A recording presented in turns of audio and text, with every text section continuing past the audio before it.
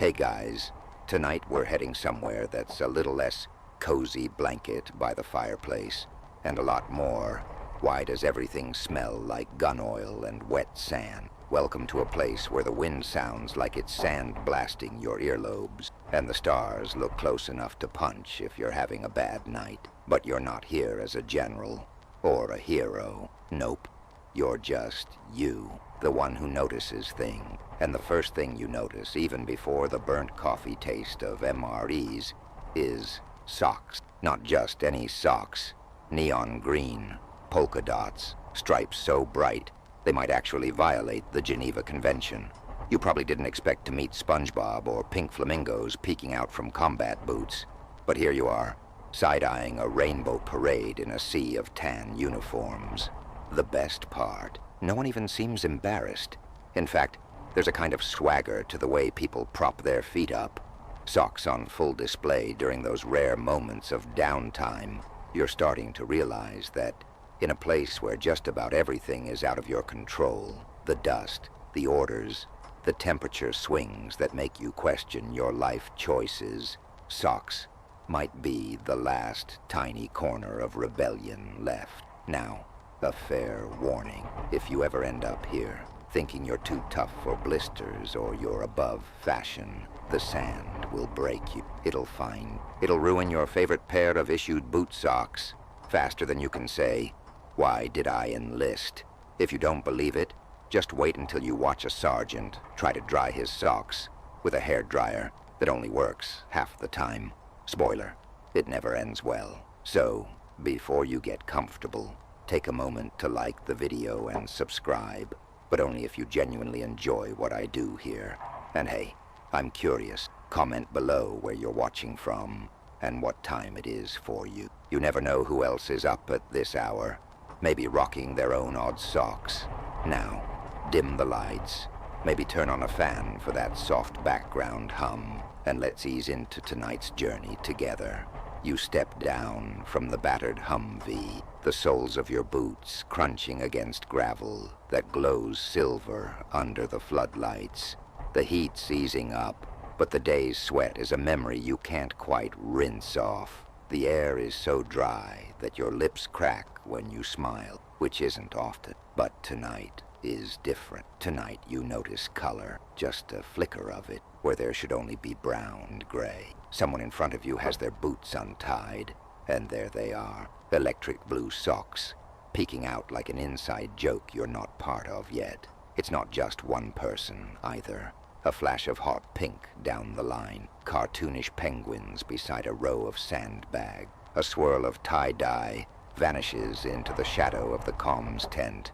You keep walking, half expecting to see a drill sergeant pounce, barking about uniform regulations, but nobody bats an eye. In fact, one of the older guys, the one they call Gator, gives you a nod and taps his foot as if he's showing off. You want to laugh, but you're too busy trying not to stare. In a place where the world is reduced to shades of dust, it's the little shocks of color that demand attention. Your eyes adjust, and suddenly the pattern is everywhere, hidden until you know to look. It's like discovering a secret world that operates just beneath the surface. Its rules understood only by those who need something, anything, to break the monotony. You hear a joke, something about the socks of destiny, and it sounds like nonsense, but there's an undercurrent, a realness to it. Even as the generators whine and a distant dog barks at nothing in particular, you realize you've just stumbled into one of the base's open secrets. Here, socks aren't just socks. They're shields against boredom, against fear, maybe even against the kind of homesickness that creeps in when the desert gets too quiet. And just as you settle in, a fact pops into your head. U.S. military uniform standards are legendary for being strict, but off the record, every war zone in history has had its loopholes. Socks, it seems, are where regulations come to die. Odd, right? Historians still debate if these small breaks from order made soldiers more resilient, or just a bit more human. For you tonight, it feels like the latter. You duck under a tarp, ducking a low-hanging lantern. The guy next to you is humming something off-key. He's got bananas on his socks. Not even kidding. You wonder how he got away with that. And you make a mental note. In this place, you survive by adapting. Or at least by picking socks that make you smile when the rest of you just wants to go home. The first time you truly understand the importance of socks is when you dump out your boots at the end of a long patrol. Out comes half a sandbox. Grains of Afghan dust that find their way through every seam, every stitch, every promise of military-grade protection you thought you had. The sand here isn't just sand. It's microscopic, relentless, and smarter than you. It sneaks in when you least expect it, turning your feet into raw, blistered reminders that the world doesn't care how tough you think you are. You try to remember what it felt like to walk on carpet, or grass, or anywhere that didn't grind your heels into pulp by lunchtime. The standard issue socks you were given looked tough in the catalog, but by day 3 they're stretched thin, full of holes, and smell like old cheese left in the sun. Someone jokes that if you hold your socks up to the light, you can see your future through them, full of regrets and calluses, and that's not even counting what happens when it rains, which on rare occasions turns the dust to mud and your socks to sponges. But here's where things get interesting. Instead of suffering in silence, some genius, probably bored out of his mind and desperate for relief, decided to raid a care package or a bazaar stall and try something new. Bright socks, fuzzy socks, socks with grip pads, and moisture-wicking magic the government never bothered to supply. Suddenly there's an underground market in footwear, with soldiers swapping pairs like rare Pokemon cards. Someone once scored a week's worth of dish duty just to win a set of neon argyle, legendary among the squad. The benefits aren't just comfort either. Colorful socks, as it turns out, are easier to identify in the laundry pile and impossible to lose in a sea of military gray. If your buddy's wearing Captain America socks, you'll spot them halfway across the barracks, which leads to fewer sock-related fistfights, one of the lesser-known morale boosters in any combat zone, a fact you probably never learned in history class. Roman soldiers in cold climates used to wrap their feet in strips of cloth or animal hide to survive the elements. Some sources claim they even stuffed their sandals with straw, because frozen toes are a universal problem. Historians still debate whether the comfort hacks of past warriors gave them a real edge in battle, or just let them gripe a little less between sword fights. You quickly realize that comfort here isn't a luxury. It's a battle plan. The guy with the cartoon sharks on his ankles may look ridiculous, but he limps less and sleeps better. You can't help but wonder what else people have tried to outsmart the sand. There are rumors of foot powder made from ground-up chili peppers. Don't ask how that turned out. And homemade socks fashioned from shirt sleeves. Desperate times, desperate measures. Someone claims they saw a sock made from a scrap of Kevlar. No one's sure if it's true, but you start to believe it after your second week. Sometimes you try to wash your socks in the water canteens, only to discover that clean is a relative term. If you're lucky, the socks dry, stiff and salty, standing up on their own in the corner of your tent, like ghostly reminders of better days. If you're not lucky, they never dry at all, and you learn to embrace the squelch. Every night, someone complains about the socks, and every morning, everyone wears them anyway. One evening, after another soul-crushing march, you collapse on your cot and peel off your boots. You catch yourself grinning at your own choice, bright orange, with lightning bolts. Maybe it's a small act of defiance. Maybe it's your way of remembering there's life beyond the wire, with real choices and real colors. Someone walks past and gives you a thumbs up. You've joined the club. It's in these small moments, when you're sitting on the edge of your bunk, massaging your battered feet, that you realize why soldiers in every era have invented their own odd little comforts, and why some rule, no matter how strict on paper, exist mainly to be bent by people who need to remind themselves they're still human. Your feet may hate you by morning, but for now, you let yourself laugh. At least you're not the guy who tried to use duct tape as a sock. That's a story for another night. If there's a currency that never loses value out here, it's the care package from home. You don't know true anticipation until you've stood in line for mail call, dust swirling in little tornadoes around your ankles, hoping your name's on the clipboard. When it finally is, maybe once a month, maybe less, there's a moment where the world gets a little bigger. Suddenly you're not just a number in the desert. You're someone with a mother, a best friend, a partner, a grandma who never misses a holiday. Inside those battered boxes, you'll find the usual suspects. Beef jerky, melted candy, magazines from 2 months ago, and sometimes, if you hit the jackpot, a pair of socks that nobody in their right mind would ever wear in public. Ducklings in tiny hats, purple stripes, world's okayest soldier, spelled out in sparkles. There's a myth that socks from grandma are enchanted, and you're half convinced it's true. You could swear your left pinky toe healed up overnight after a week in her polka dot wonders. The socks from home are soft in a way government issue never is. They smell like dryer sheets and hope. If you close your eyes, you can almost believe you're back in a real bedroom with carpet and a laundry basket instead of a duffel bag that smells faintly of regret. It's the little things. A handwritten note tucked in the toe, a goofy drawing from a niece, even a single packet of foot powder with a smiley face that become your secret arsenal against the grind. Of course, these treasures aren't easy to keep. The unofficial rule, if you leave your socks unattended, they become fair game. One day you catch someone borrowing your beloved banana socks, and there's a chase around the tents that ends with everyone breathless and laughing. At home, socks are an afterthought. Here, they're sacred, a widely known fact. During every major conflict, from the trenches of World War I to the jungles of Vietnam, socks have been considered essential for survival. In World War I, entire knitting drives were organized back home to keep soldiers' feet dry and healthy. There's even a famous photo of Eleanor Roosevelt knitting socks for the troops.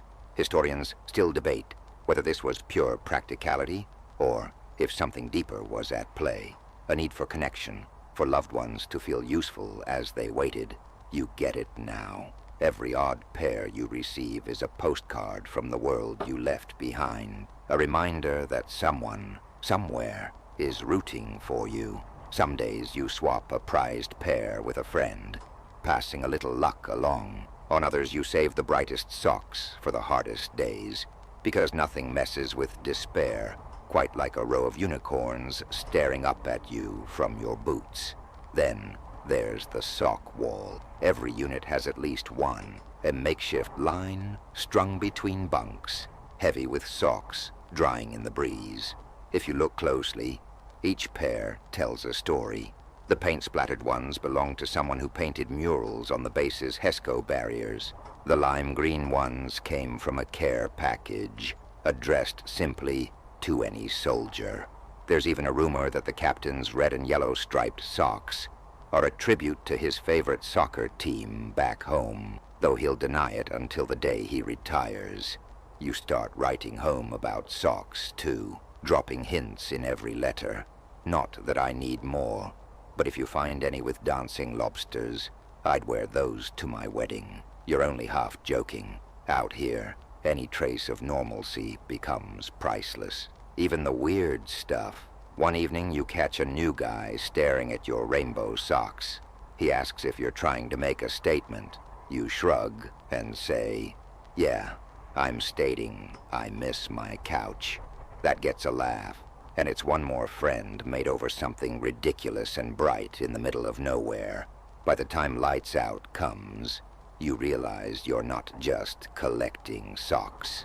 You're collecting lifeline, little reminders that the world is still out there, waiting for you, and that the distance can't erase who you are, or who you want to be, one silly care package at a time. You learn quickly that mornings in Afghanistan don't play by any rules you remember from home. Dawn sneaks up like a prankster, painting the sky a bruised purple before the sun decides to torch the horizon. You wake up to the chorus of boots scraping gravel, zippers hissing, and somewhere, always, the click of a lighter or the hiss of an instant coffee packet being mixed. In this little slice of chaos, you discover your first ritual, laying out your socks.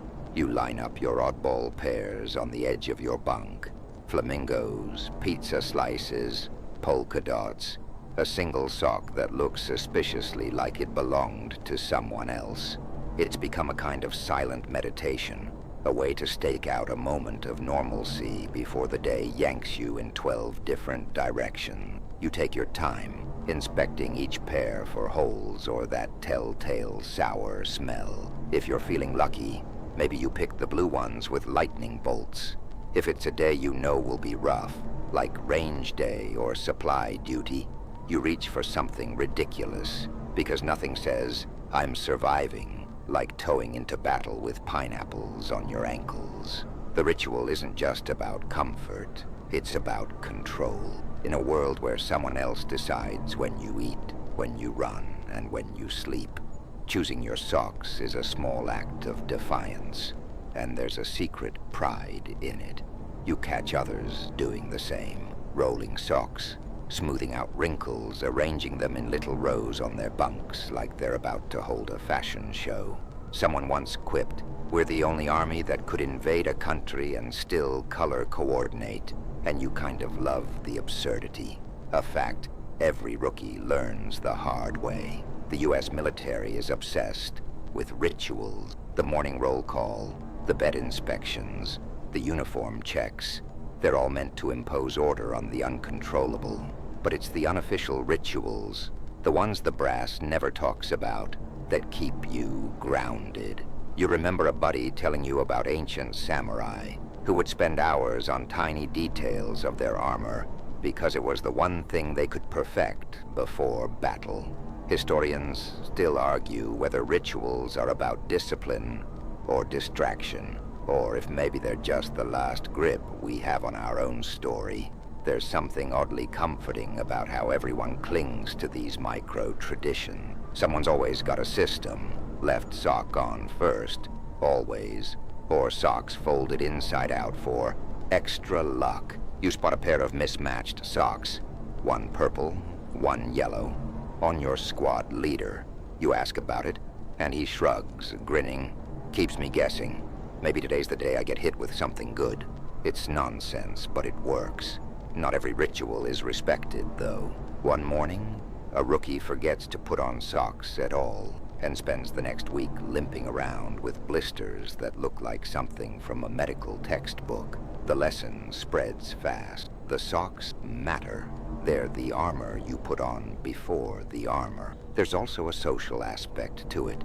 Sock talk over breakfast. Someone's always bragging about a new pair they got from home, or how they traded for some lucky socks with a sergeant from a different unit. You once overheard a heated debate. Argyle is for meetings, stripes are for patrol, and anything with food on it is for good luck. The military handbook never covered this stuff, but everyone here acts like it's gospel. It's in the quiet minutes before the world starts yelling at you that you appreciate these tiny acts of self-care.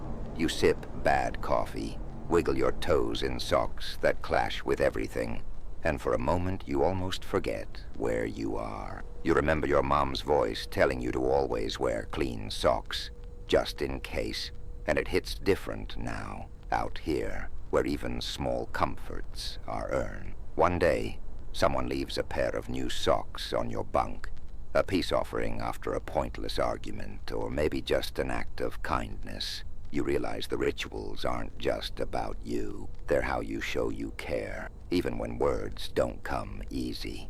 You tuck the new socks away for a rainy day, figuratively, since actual rain is a rare treat here, but hope springs eternal. By the time you lace up your boots and step out into the growing light, you feel a little more ready, maybe not invincible, but at least human, in a place built to strip you down to your basics. You've built a fortress out of routine, odd socks, and whatever joy you can smuggle into your morning. Somewhere along the way, you realize that the socks are more than just rebellion. They're membership.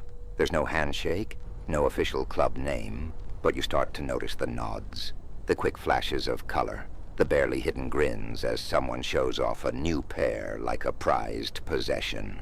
You've been unofficially drafted into the Sock Warriors, a secret society whose only requirement is to wear something ridiculous, and to do so with pride.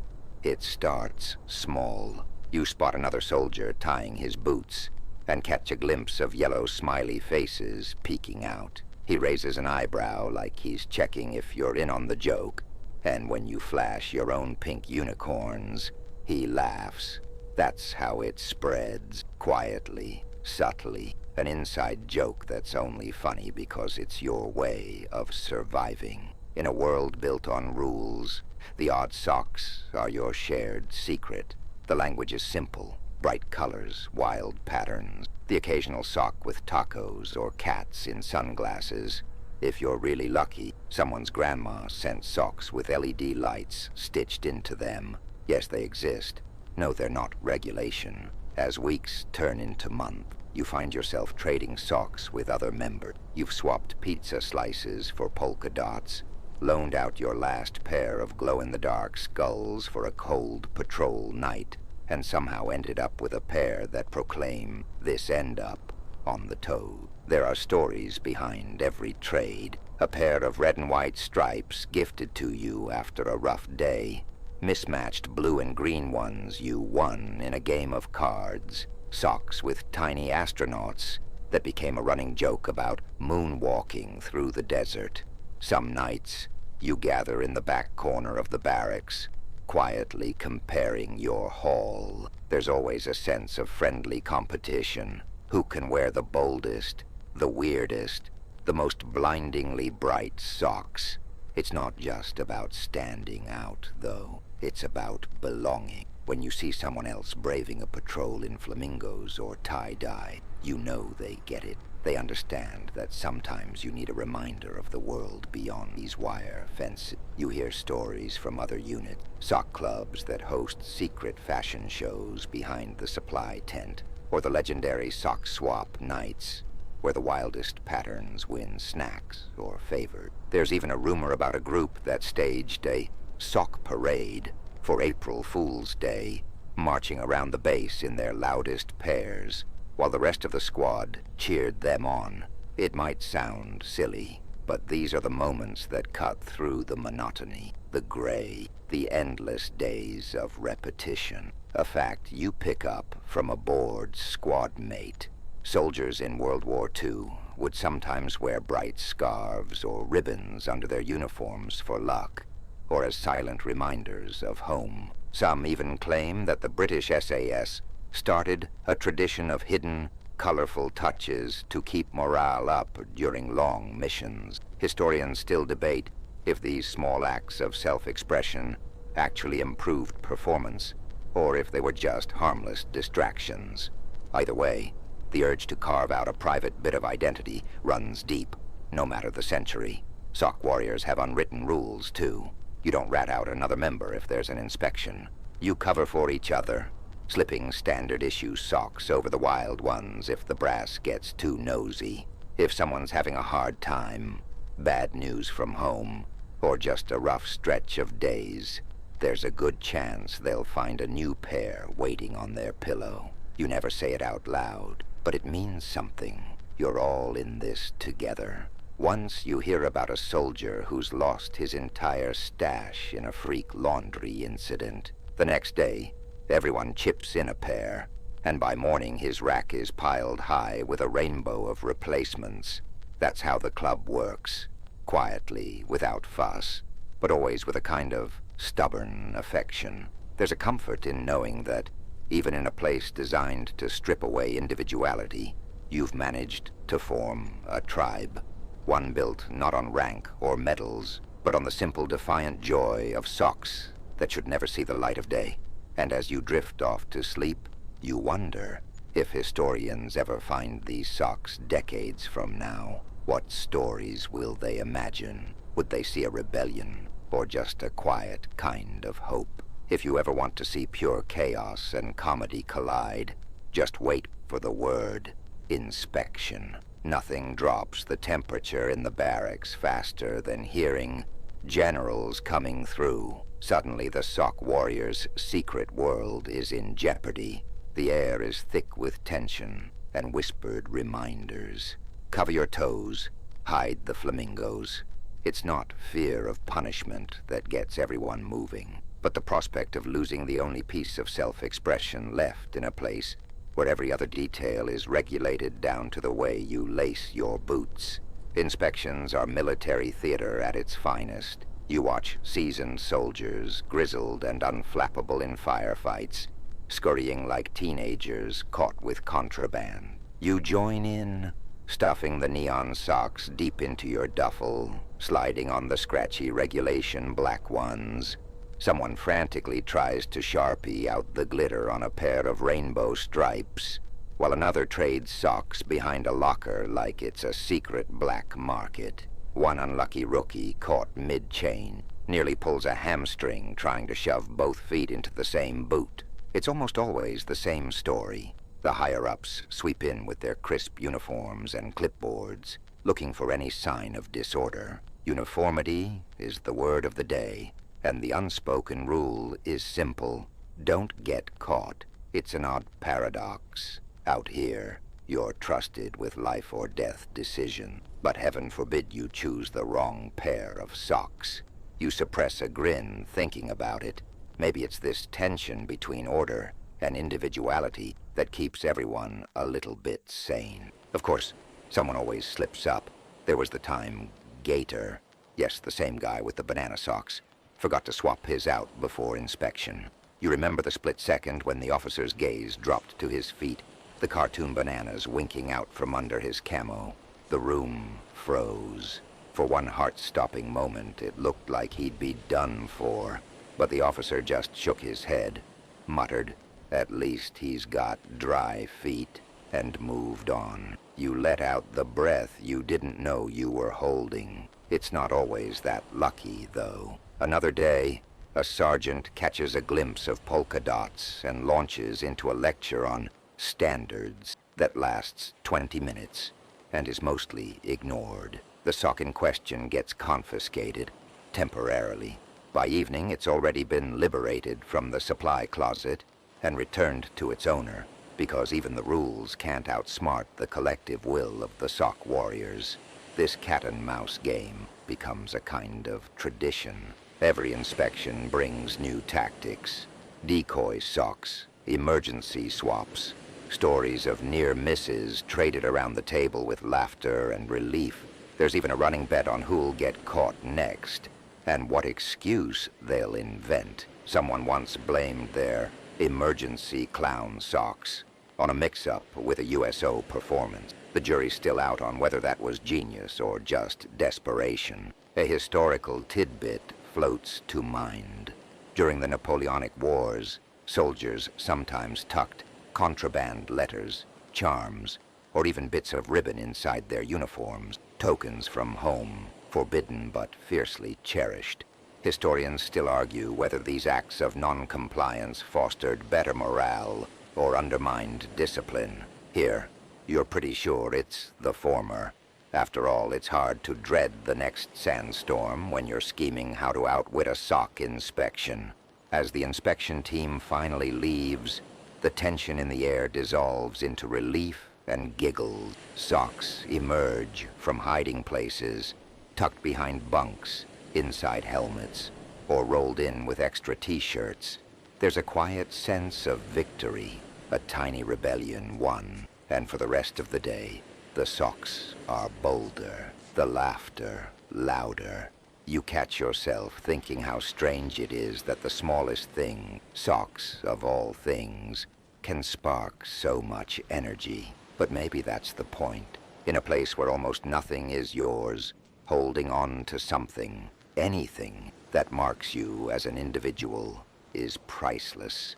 And tonight, as you lay out tomorrow's tactical pair, yellow ducks for luck, you wonder if the generals ever did the same.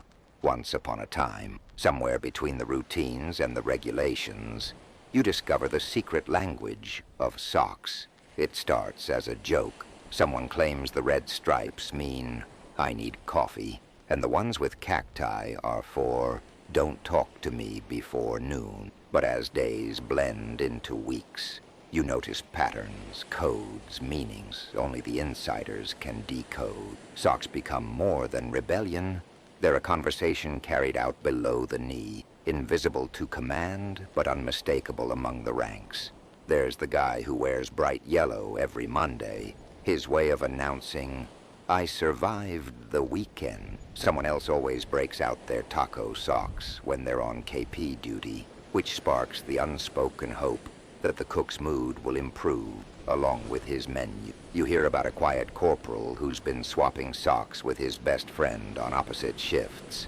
A way to say, I've got your back, without ever speaking. These are the little signals that mean more than words, running quietly beneath the radar. One morning you find a mismatched pair in your duffel. One blue, one green, both with little lightning bolts. At first you're annoyed. You liked them as a set, but then you realize someone's left a message. The blue is for, keep your cool. The green is for, watch your step. It's advice, a pep talk, and a warning, all stitched together and delivered when you needed it most.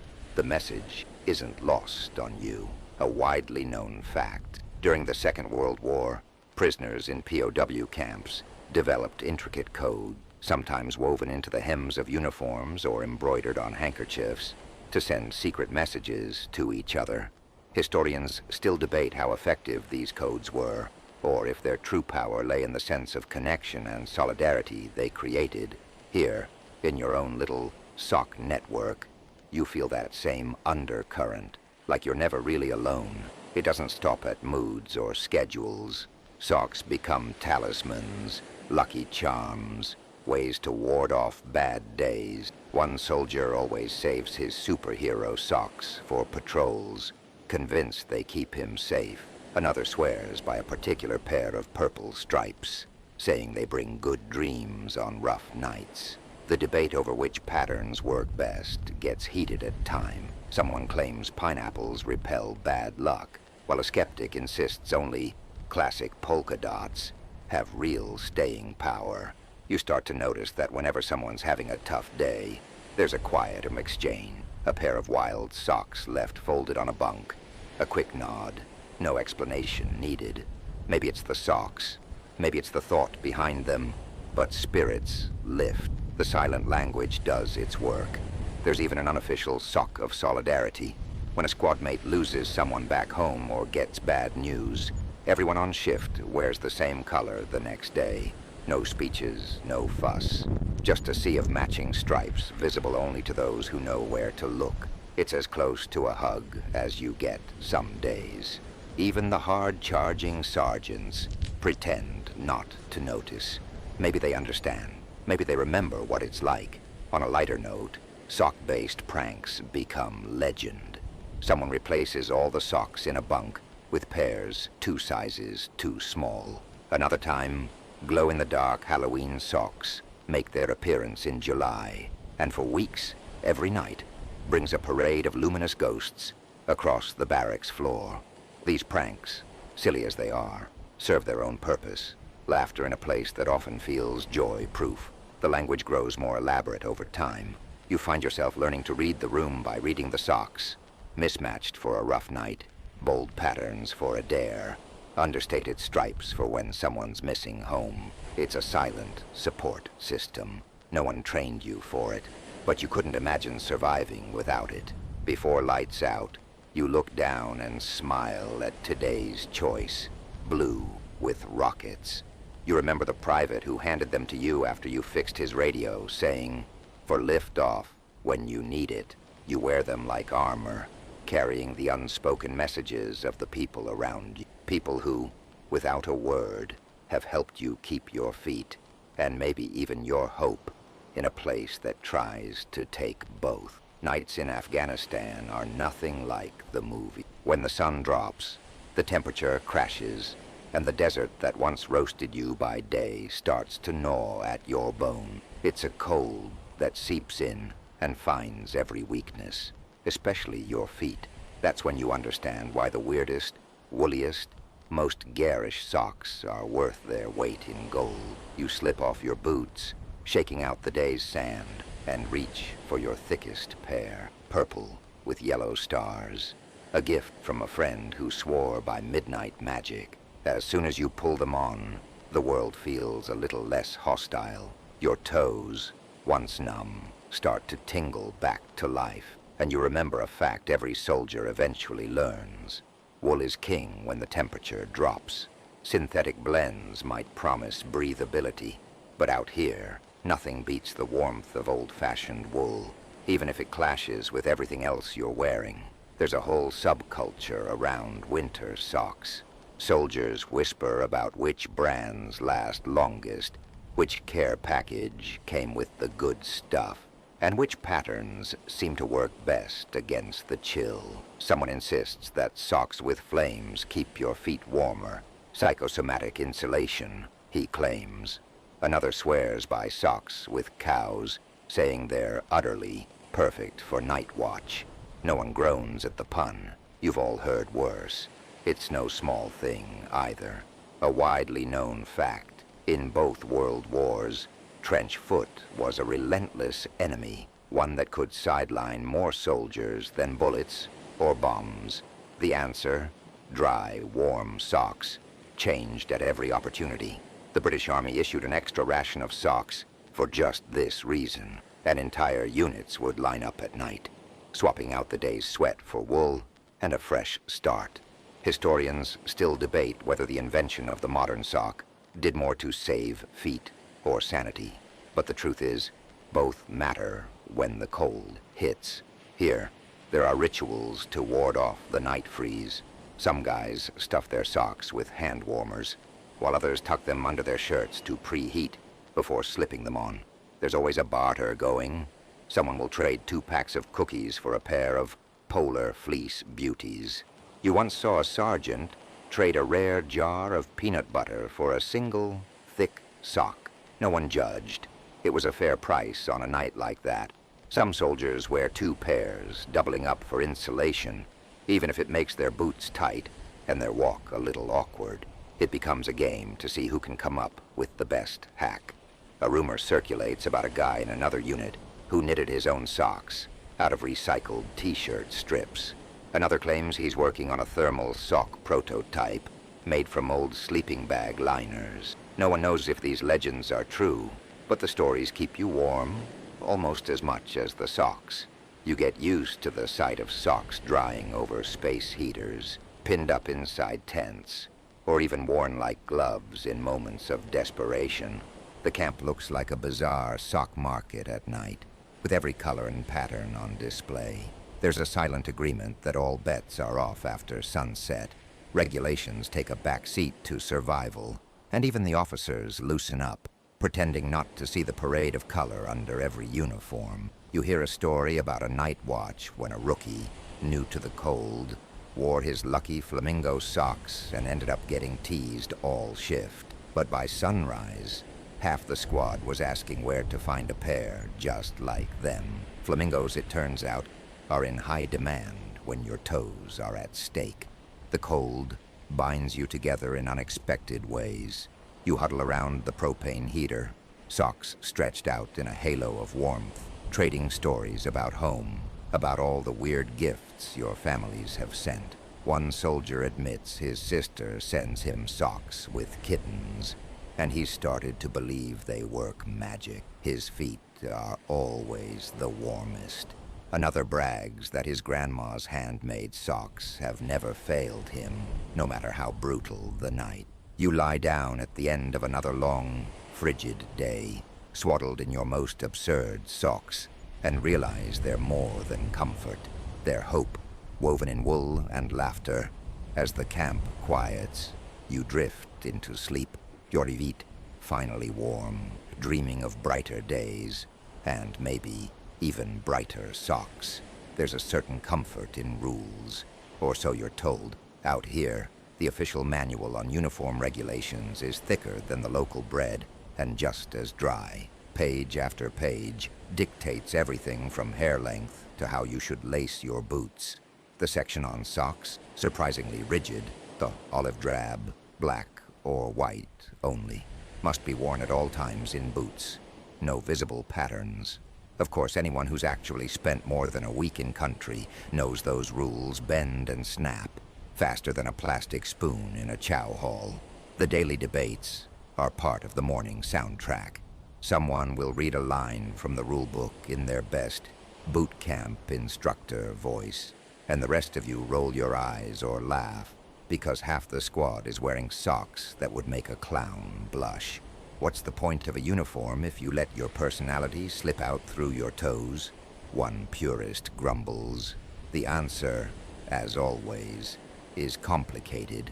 It's not just about comfort, though comfort is reason enough when you're pulling double shifts on patrol and your feet threaten mutiny. It's about defiance. Tiny, safe acts of rebellion in a place where so much is out of your hand. There's always a guy who insists that proper socks are mission critical, rattling off studies about moisture, wicking, and blisters. There's always someone else, usually wearing rainbow stripes, who swears the only thing keeping him sane is his secret stash of novelty pairs. Both sides make good points, and the argument never gets settled, a fact that makes the round. In Vietnam, commanders at first tried to enforce a one-type-fits-all sock rule, but after enough cases of jungle rot, the rules relaxed. Soldiers found what worked, often against the manual. Today, historians still debate if that flexibility made troops more adaptable, or if it undermined military discipline in the long run. Out here, you see the same dance play out in miniature. Adapt or suffer, and pray your sergeant has a sense of humor. Some officers are strict, the kind who will stop a formation to demand sock checks. Others let it slide, muttering, "If bright yellow ducks are what you need to get through the day, so be it." You quickly learn to spot the difference and act accordingly. There's an unwritten code among the soldiers. Never flaunt it, never get anyone else in trouble, but always keep a little piece of yourself, even if it's just beneath your boots. There are those who stick to the letter of the law, folding their regulation socks into neat rows, always spotless, always ready for inspection. You envy their discipline, even admire it. But then you see someone in a mismatched pair, one polka dot, one electric blue, grinning like he's gotten away with something, and you get it. Uniformity can be comforting, but it can also grind you down. Sometimes you need a break, even a small one. Debates get heated. Is it better to conform for the sake of the group, or does a little color keep you sane enough to keep doing your job? One night, the talk circles around a quote someone read from a military historian. Armies are built on discipline, but preserved by morale. No one wins the argument, but you notice that even the strictest guy has a pair of striped socks hidden in his kit, just in case. On laundry day, the issue is impossible to ignore. When everyone's socks get tossed together in a giant mesh bag, it's easy to see who's coloring outside the line. There are a few moments of tension, but mostly there's laughter and teasing. Socks get swapped, claimed, borrowed. Someone threatens to report the entire squad for gross sock insubordination. Another points out, dryly, that if command really cared, they'd issue better socks in the first place. By the end of the day, you've learned that most rules are there for a reason, but not all reasons are created equal. You take the spirit of the regulation, don't let your feet rot, don't start a fashion show, and do what you must to get by. You make a mental note to pack extra socks in your kit next time, just in case the argument flares up again. And as you slip on your loudest pair before bed, you remind yourself, out here, survival is a mix of obedience and adaptation. And sometimes, victory comes with a little extra color. Laundry day, 2 words that strike dread and resignation in equal measure. You wake up early, knowing that if you're not first in line, you'll be waiting half the day for a shot at the ancient, rumbling washing machines. Machines that sound like they're plotting mutiny and might be held together by nothing more than sand and spite. Today, you haul your bulging mesh bag, heavy with a week's worth of socks in every color and state of decay, across the compound, dodging puddles and the occasional wandering goat. There's no privacy in laundry here. Socks become public property, their colors and patterns exposed for everyone to see. You toss yours in with a communal load, already bracing yourself for what comes out the other side. The legendary sock roulette begins the moment the dryers kick on. Will you get back your treasured taco socks, or will they vanish, only to turn up weeks later in someone else's locker? Will your left and right match, or will you be forced to debut a new style? 1 cactus, 1 slice of pizza, both just a little shrunken and twice as scratchy. There are stories, myths really, about socks that have traveled the world, smuggled home in duffel bags, or sent halfway across the base in a mad swap. Some claim there's a black hole in the barracks that eats left socks and spits out nothing but oddballs. You once heard that a single pair of tie-dye socks made it through 4 different platoons and 2 deployments before finally disintegrating into legend. Nobody quite knows what to believe, but everyone has lost a favorite pair at least once. There's always hope it'll return, washed up in the wrong bag, a little worse for wear, but unmistakably yours. A widely known fact. During the Korean War, soldiers wrote their names in permanent marker on their socks in a desperate attempt to keep track of them. It worked sometimes, but mostly just created a new market for borrowed socks, with initials scribbled out and replaced as needed. Historians still debate whether this sock barter economy helped build camaraderie or just fueled petty theft. Here, it's a little of both. Today, as you sort through the pile, you end up with a mystery bag. 3 of your own, 2 you've never seen, and 1 that looks like it survived a direct hit from a grenade launcher. Someone else claims your beloved flamingo socks, but you let it slide. Out here, possession is 9/10 of the law, and tomorrow the roulette will spin again.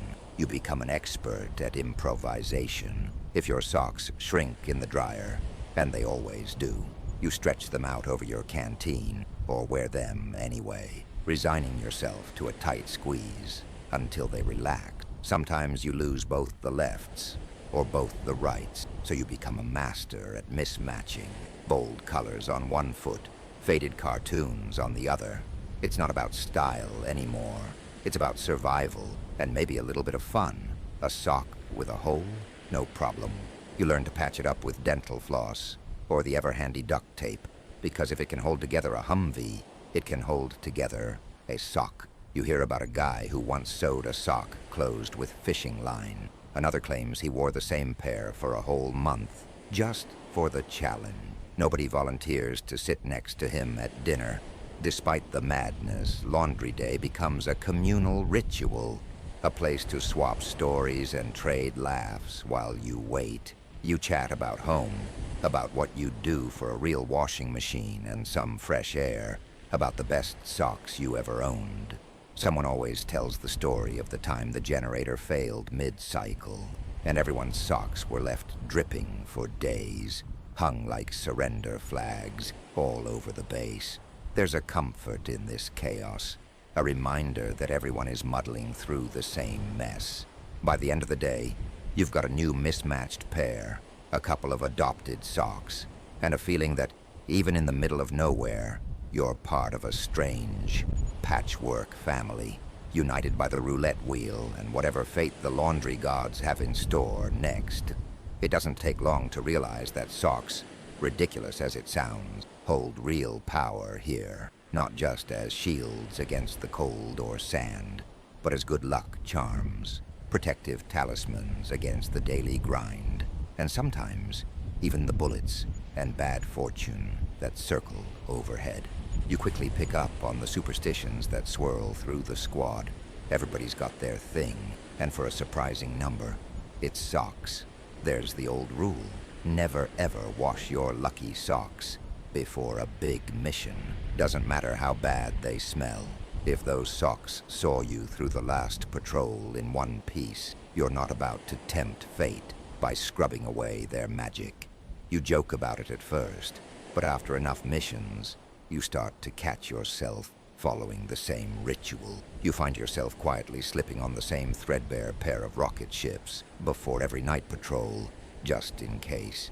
After all, what's one more weird habit in a place where luck feels as real as the sand in your boots? Then there are the color codes. Red for good luck, blue for clear skies, green for a safe return. Nobody can remember who started it, or if it's official anywhere, but on certain days the barracks are a silent field of color signals, each pair a whispered hope. If someone's missing their lucky socks, you'll see the worry etched across their face all day. Once, you lend a friend your backup mojo socks, bright yellow with frogs, and when he comes back unscathed, he insists they're magic. From then on, you're the sock whisperer, at least until the next round of superstitions takes over. A widely known fact: the British soldiers during World War I believed wearing a certain pair of socks or underwear would ward off injury, and sometimes, when supplies ran low, men would barter anything for their lucky pair. Historians still debate whether these rituals had any effect, but the psychological comfort was undeniable. Out here, it's much the same. The socks might not actually stop a bullet, but they stop something else: doubt, or dread, or that creeping sense of isolation. You pick up on the little rituals people invent: rolling socks inside out for luck, tapping the toes together before putting on boots, even saying a quiet word to them before heading out. Someone claims if you wear two mismatched socks, you'll confuse the bad spirits that linger in the mountains. Another insists the only way to guarantee a safe return is to wear socks with tigers, elephants, even cartoon pugs. No one laughs at these stories, or rather you all laugh together, because out here, no superstition is too small. Then there's the big one: never break a sock streak. If you've worn a certain pair for 3 successful missions, you don't dare switch them out.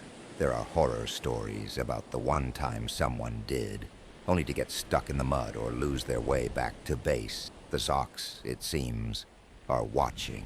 A new superstition springs up every time something weird happens. When a surprise storm rolls through, everyone blames the guy in the watermelon socks for not following protocol. When patrol comes back safe after a particularly hairy night, credit goes to the squad mate who broke out his emergency pair, complete with pizza slices and superhero capes. Before you realize it, you're as tangled in these rituals as anyone else. You stop scoffing at the idea of lucky socks and start to look forward to choosing the right pair each night. Maybe it's the routine. Maybe it's the belief that you can still tip the scales just a little in your favor, but it helps. And of course, there's always one last debate before bed. Which pattern works best? You insist your rockets are unbeatable. Your friend swears by dinosaurs. The truth is, nobody knows. But as you pull on your favorite pair and settle down, you can't help but hope the luck holds, at least until morning. You don't expect socks to change your life or even your day, but somewhere between the endless patrols and chow line grumbles, you realize the power of small things to draw people together. The brightest friendships often start with the simplest moments. a laugh over flamingo socks, a silent offer of a spare pair when someone's went missing, a shared grin at the absurdity of it all. Maybe you're not the only one who needs these odd comforts. You notice how everyone starts looking out for each other in quiet ways. You wake to find your socks, freshly washed, and folded on your bunk after a grueling night. Another morning you discover someone tucked a pair of warm, fuzzy socks into your bag before a cold patrol. A silent gesture of care you'll never forget. Even the big tough guys soften when they see someone limping. Here, they grumble, tossing a pair of woolly wonders. Don't make me watch you hobble all week. No one says, thank you. Around here, it's just understood. There's something deeply human in these exchanges, like a code built on kindness and the recognition that no matter how hard you act, you're all just people trying to survive the same sandstorm. It becomes clear that socks aren't just about your own comfort. They're a way to say, I see you, without needing to get all mushy. You start to wonder how many friendships in history have begun over something as trivial as socks. You hear stories of sock brothers, soldiers who swapped their wildest pairs as a promise to watch each other's backs. Some take it further, mailing socks home to a buddy's family as a token of trust, or sending a mismatched pair to a friend at another base as a running joke. The bonds built this way outlast even the desert. When someone rotates home, they leave behind their favorite pair for the next guy. A silent, slightly smelly legacy, but a legacy all the same. A widely known fact.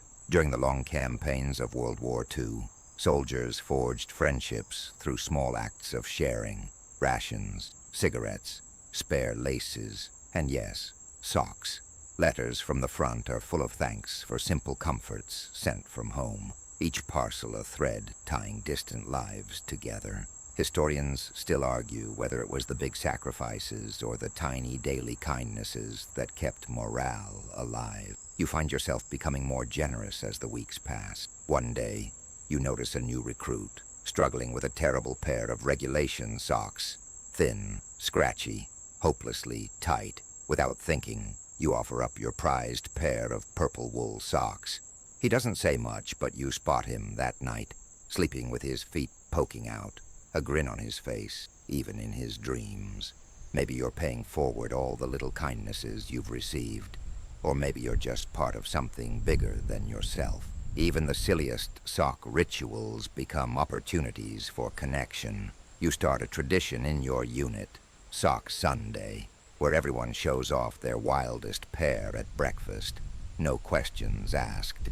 It's just an excuse to laugh, to share, to forget, if only for a moment, that you're thousands of miles from home. You take a picture, promising to send it to every family back home. Proof that even in the hardest places, people find ways to care for each other. There are nights when the desert wind howls and everyone's nerves are frayed. Someone breaks out their emergency stash, a hidden box of socks covered in glitter and hearts, and hands them out like gold. Laughter chases away the fear, at least for a while. The friendships forged in these moments are strained and strong, built on socks and jokes and silent understandings. You realize, finally, that the socks you cherish most aren't the ones with the wildest patterns or the warmest wool. They're the ones that remind you of the people who made the desert bearable. A patchwork of small acts and unspoken bond, holding you together when everything else threatened to come undone.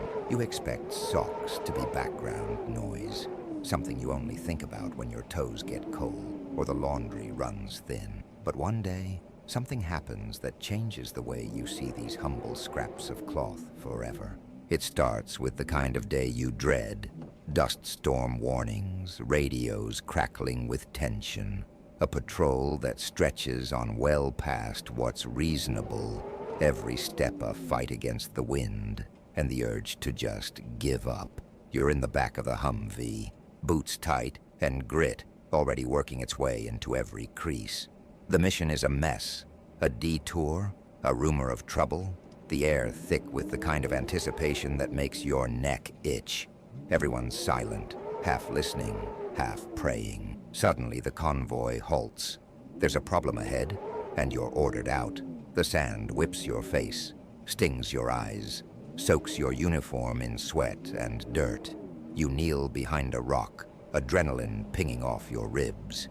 Then you notice the soldier next to you, Jenkins, the quiet guy, the one with the wildest sock collection in the squad. He's lost his boot in the scramble, not just misplaced, lost as in wedged between rocks 10 feet away, impossible to reach without crawling out of cover.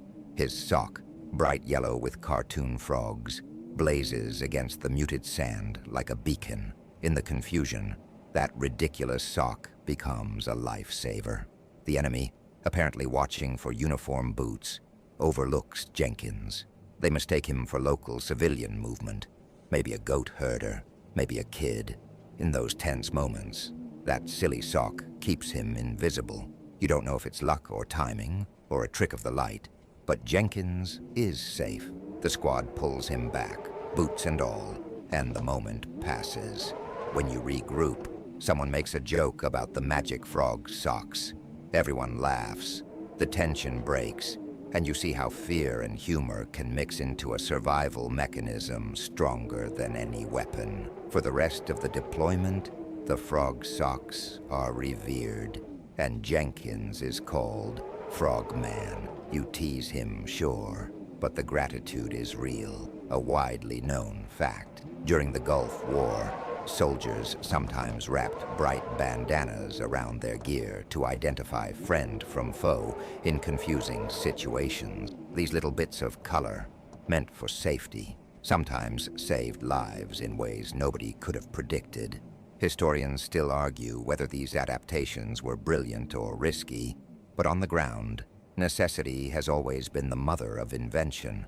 Later, you hear a rumor. An old-timer in the unit claims he once heard about a pair of neon socks that stopped a medic from stepping on a hidden tripwire. The bright color caught his eye at the last second. Nobody knows if it's true or just a story that gets wilder with every retelling. But after Jenkins, you're inclined to believe in sock miracles. You start to look at your own collection differently. They're not just souvenirs or tokens of home, but part of your kit, a weird kind of insurance policy.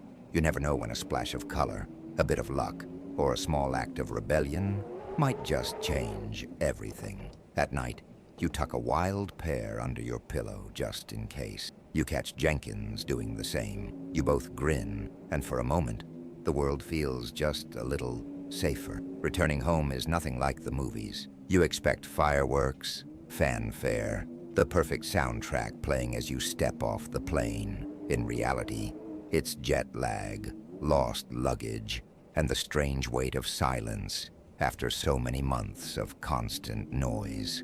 But for you, and more than a few others, it's also the sudden funny realization that socks have followed you home, like stowaways in your duffel bag and in the habits you can't quite shake.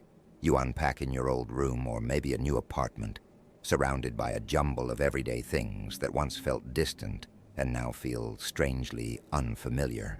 In the middle of it all, you find your sock collection, pizza slices, rocket ships, pineapples, those notorious frog socks, each pair a tiny time capsule. They smell like old detergent and desert wind.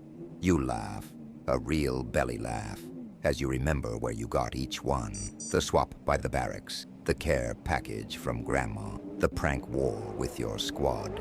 At first, you catch yourself slipping into your wildest pairs as you move through your new old life. You wear lightning bolts to a job interview, polka dots to the grocery store, and tie-dye for a run through the neighborhood. People notice, sometimes with a chuckle or a double take, but you don't mind. It feels right. The socks remind you that you carried something home from Afghanistan besides memories and scars. A bit of lightness, a splash of color to guard against the gray days that follow.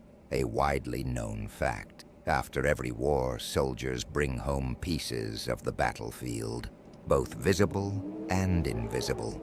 Sometimes it's a medal, sometimes a habit, sometimes an inside joke that never gets old. Historians still debate whether these rituals help ease the return to civilian life, or if they make the divide between over there and over here even sharper. You live that debate every day, one step at a time. It's not always easy. You have nights where the world feels too soft, too quiet, and you find yourself missing the hum of generators or the endless desert wind. On those nights, you pull on your old socks, mismatched and battered, and suddenly you're back in the barracks, surrounded by laughter and the odd comfort of a tradition you never expected to miss. Friends ask you about your sock thing, and you smile, trying to explain. It's hard to put into words how something so silly became so vital, how it kept you tethered to sanity and friendship. Sometimes you just shrug and say, "It's a long story." Sometimes, if they're lucky, you share a piece of it. The morning rituals, the secret codes, the time a cartoon frog kept someone safe. You notice that some habits stick. You still line up your socks each morning, choosing pairs by mood or by need. You still find comfort in the act, a small ritual that anchors you when life feels overwhelming. You catch yourself giving away socks to friends who need cheering up, a silent nod to the tradition of care you learned overseas. You're not alone, either. Every now and then you spot another veteran at the gym, a flash of pink or neon yellow under their shoes, and you exchange a knowing nod. The sock warriors, it turns out, are everywhere, quietly carrying their colors, reminding themselves and each other that it's okay to be a little different, a little bright, even after the war is over. And when you finally let yourself relax, feet propped up on the couch, your oldest, wildest socks on display, you realize you've brought home more than memories. You've brought home a reminder that even in the hardest places, joy can survive. Sometimes all it takes is a splash of color to remember who you are and how far you've come. Night falls again, but this time the world is quiet. The distant whir of helicopters replaced by the soft hum of your own house. You sit on the edge of your bed, legs stretched out, your last, brightest pair of socks resting across your lap. Maybe they're neon green with smiley faces. Maybe they're worn thin in spots, but they feel like old friends. You turn them over in your hand, running your fingers along the threadbare patches, remembering every step, every laugh, every impossible moment from the desert. The transition from chaos to calm is strange. At first you miss the noise, the midnight card games and sock parades, even the grumbling about regulation. It takes time to realize that you don't need the sand or the ritual to keep the memories alive. They're woven right here, in these socks, and in the stories they hold. You slip the socks on, savoring their odd comfort, feeling the weight of all you've carried and all you've let go. The world feels safer somehow, smaller, the monsters farther away. You stretch your toes, and for a moment, you swear you can still hear the laughter of your old squad, echoing from somewhere just out of sight. A widely known fact. After wars end, veterans often keep little tokens as bridges between the lives they lived and the world they return to. Sometimes it's a patch, sometimes a letter, sometimes just a habit no one else understands. Historians still debate whether these mementos slow the return to normal or make it possible in the first place. For you tonight, it's simple. The socks are a gentle reminder that you survived, that you're still you, that the brightest colors always find a way to shine through the dust. You tuck yourself into bed, fan humming in the corner, lights dimmed low. You think of all the people you met, the friendships you forged, the tiny rebellions that kept hope alive. You know you'll never see socks as just socks again. They're souvenirs, shields, badges of absurdity and resilience, a secret handshake for those who made it through. And as your eyes grow heavy, You let the memories fade to a gentle blur, the world narrowing to the warmth around your feet and the softness of the pillow beneath your cheek. You drift towards sleep, carrying with you 1,000 tiny comforts, bright threads stitched into the fabric of who you are. The day has finally settled, and all the noise and rush and memory swirl into a gentle hush. Here, in this moment, you're safe, sheltered by quiet walls and your own breath, feet cradled by the softest socks, heart eased by the steady rhythm of night. There's nothing left to prove. The worries and battles can wait outside. Inside, it's just warmth and the faint hum of a fan spinning steady and slow. Let the world shrink to this room, this bed, this small, peaceful island.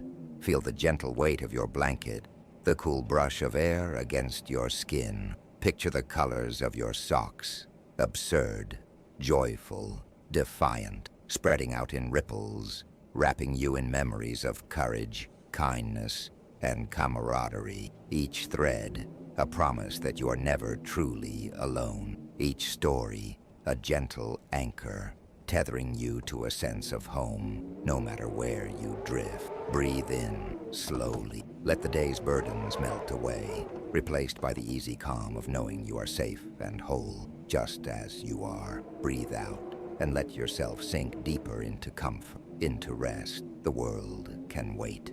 Tonight you're exactly where you need to be. Soft light, warm feet, peaceful heart. Sleep well, and may your dreams be filled with color, with laughter, and with the quiet strength that carried you through. End of script. Sweet dream.